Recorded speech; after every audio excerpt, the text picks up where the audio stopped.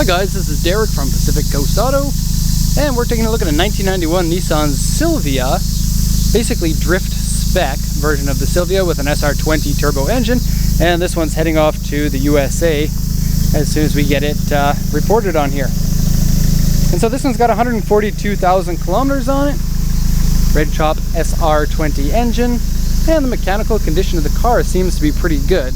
Now, it has been modified for drift spec, and so this makes it less of a suitable daily driver car. However, the person who bought this car had bought it with the intention of turning it into a drift car, and so he's already 99% of the way there. You could, straight out of the box, take this car to a drift track and you'd be able to drift it very well. And so we'll take a look at the condition. First off, the engine, no problems at all. A couple of modifications. We've got air filter over here.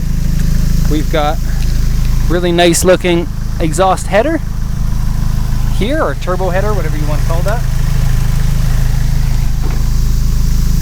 It's got new plumbing here with a blow-off valve, and the plumbing here in order to fit a very big front mount intercooler. And you got a stuck B to it right there. That's JDM B as well. Looks like that's about everything here that I can tell underneath the engine. Now, I'm not sure if the turbo is the stock turbo or if it's been modified. The auction sheet may mention that, and I'm going to read the auction sheet in just a sec.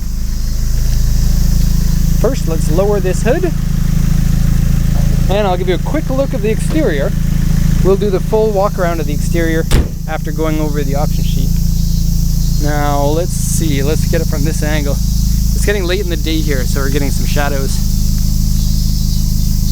So the initial impression of the car is very good. It's got a very large size body kit on it, which is very Japanese looking. Front wide fenders, rear fenders have been pulled out severely. It's got a really nice set of wheels, and a nice set of wheels is hard to do on the Silvia, and I'll get into that a little bit later, but it has to do something with the hubs on it. This one has been modified to a 5-bolt hub, where these typically come with a 4-bolt, and that drastically limits your wheel choices. Okay, so onto the auction sheet here, and this one's got a lot of marks on it, so bear with me for a sec. This will take a while. 1991 Silvia grade R, because it's been in an accident. Interior D. Now the interior is D mostly because a lot of the interior has been taken away. R grade because it's been in an accident, and some of the places don't line up correctly. Now when it comes to a drift car, there's a very good chance that it already has been in an accident, and or shortly will be in an accident. Hopefully not in this case. Just wanted to take a little detour over here. Take a look at the zero tread on the rear tires here, and so well used.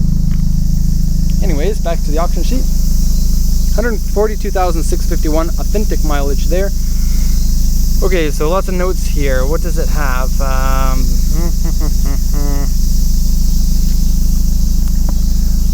Okay, it says, oh my gosh, the first one I can't read. Wah, wah, wah. It says something about the transmission.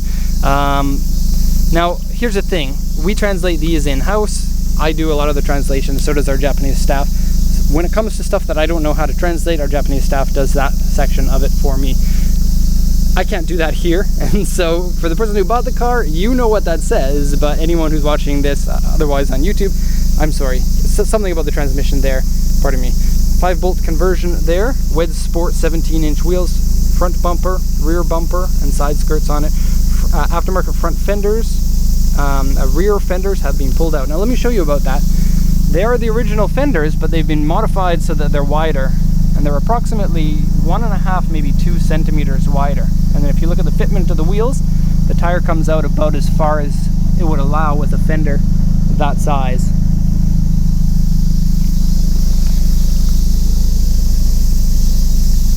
Okay, what does this one say? Stainless exhaust manifold, aftermarket seat, and it's a full bucket seat, so perfect for drifting. Steering wheel, exhaust, blow-off valve, air filter, intercooler, fuel pump, Apex ECU. Now let me note here, it says Apex ECU. You may know this company by Apexi or Apex I. A lot of times in Japan, people write it without the I. I don't know why that is. It's got LSD, and I want to mention this. This is a full-on mechanical, full-locking LSD, so perfect for drifting. Not perfect for driving in the supermarket, because with the way that it is, it won't allow both wheels to turn at different rates when you're driving in a parking lot.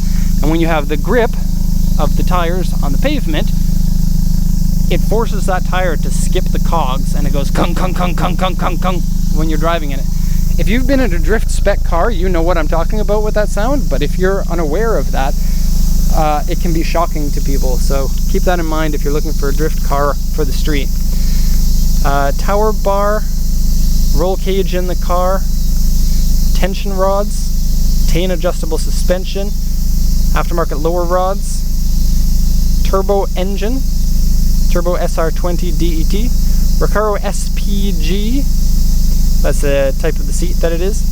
Okay, and here's the report that the auction writes about it. So aftermarket, this is the bad stuff about the car.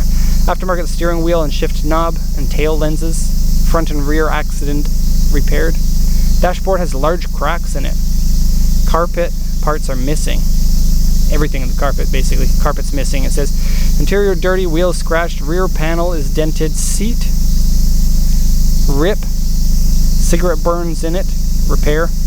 Rear floor has been dented. Driver's aftermarket seat. Right rear fender has been replaced. This one here. Right rear would be over here. Now, if you look inside the trunk, you can see the replacement marks. From the outside, you can't really notice anything. Now, it doesn't line up to the bumper here. These bumpers typically don't fit on the car very straight, and because they warp over time, you can kind of see in the back here compared to the tail lights how it's not completely lining up. Very common of this type of bumper. Front bumper is doing the same thing. Underneath the lights, it's misshapen.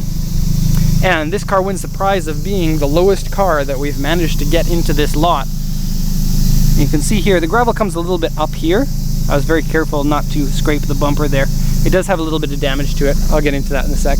This might be one of the longer videos simply because we've got so many marks here to go over.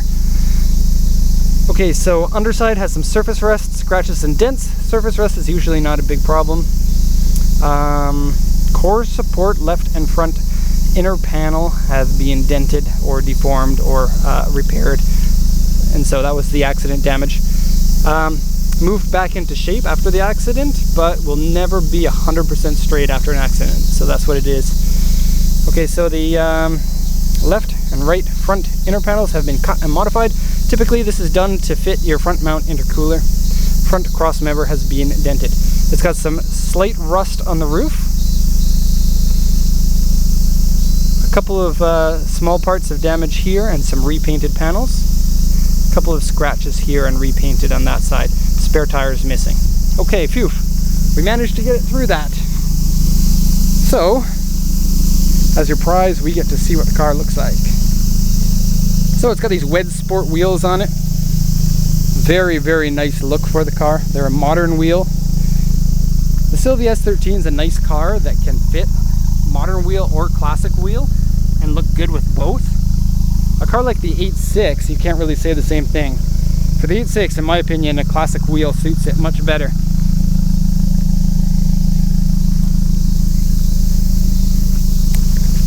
Okay, you can see the vents there for the front fenders, and they painted those little slots in it, so it's more apparent.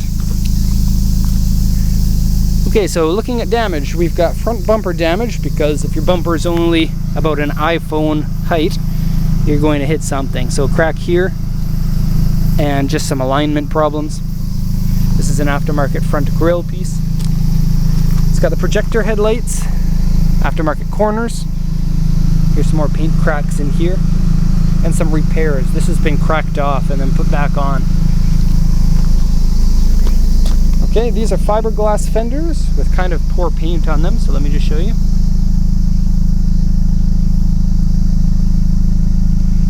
And it looks like at some point there used to be some damage in here, likely because the car was too low and scraping. That was possibly repaired. When it comes to the roof, you've got small rust right here. Let me show you that. And then another rust spot here. And a rust spot here. Okay.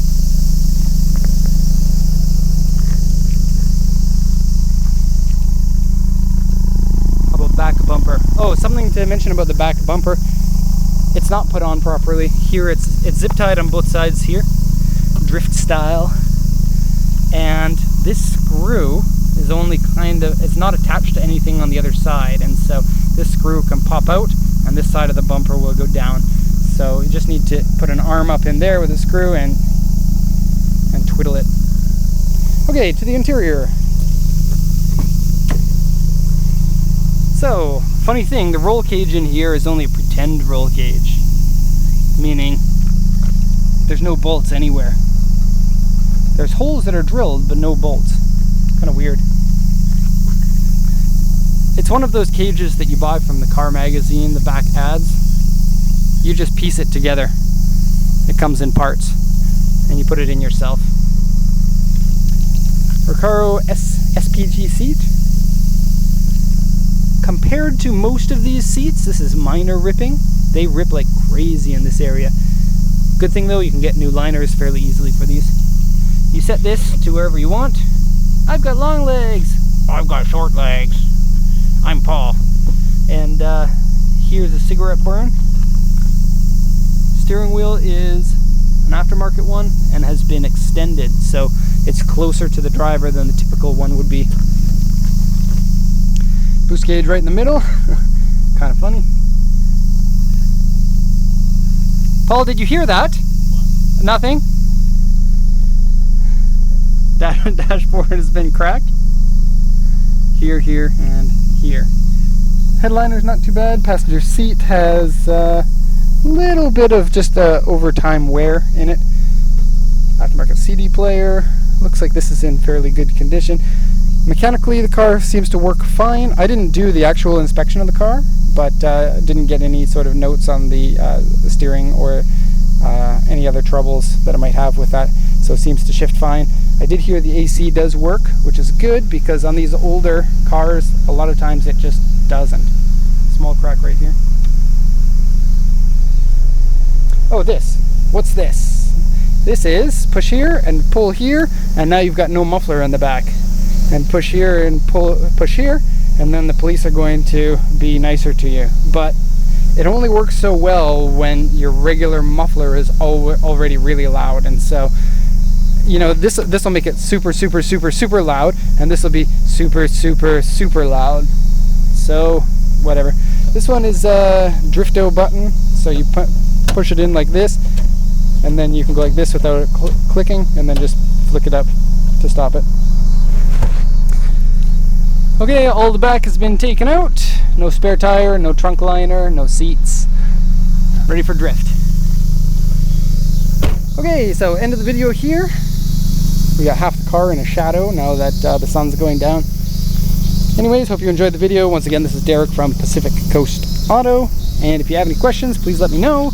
If you're new to this channel, please hit subscribe button or like or comment or all that other regular things that YouTubers say. Anyway, thanks for watching. Have a nice day.